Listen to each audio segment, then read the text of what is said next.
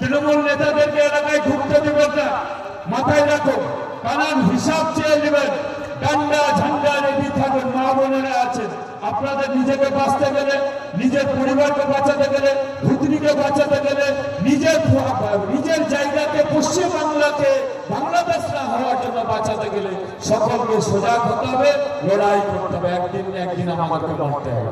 একটা বাপের বেটা আছে এখনো একজন জেলা সভাপতি তৃণমূলের, ওই রহিম বক্সি, কথায় কথায় বলে, কথায় বলে পা ভেঙে দেবো, গাছে বেঁধে দেবো, তারপরে বলছে ঢুকতে দেবো না বিজেপিদেরকে। আরে বাপের বেটা তো আছেন আপনি, ভূতনি কেন?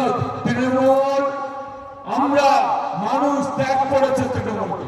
আর একটা কথা, বিজেপি রেডি আছে আপনার সবাই প্রস্তুত করতে, আপনাদেরকে পরাস্ত করতে। কারণ বিজেপি ভয় পায় না। সুপের ঢাকঢাকি, আমাদের একটা কথা বলে, সুপের ঢাকঢাকি দেখে বিজেপি ভয় পায় না।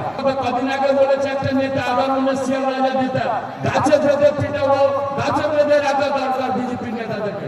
আমি তাদের উদ্দেশ্যে বলি দু একটা কথা, যে আপনারা শুনে রাখুন, এলাকায় ঢুকতে পারবেন না কিনা আপনারা এরকম, মানুষ আপনাদেরকে তাড়াবে, মানুষ আপনাদেরকে প্রত্যাখ্যান করেছে, আর এর জবাব মানুষ ব্যালট আপনাদের ইভিএম মেশিনে দিয়ে দেবে। আমরা চুরি করে নেই, আমরা যোগ্য জবাব দেওয়ার রেডি।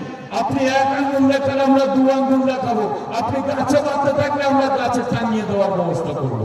এটাই হচ্ছে ভারতীয় জনতা পার্টির সৈনিক, এটাই ভারতীয় জনতা পার্টির লোকেরা।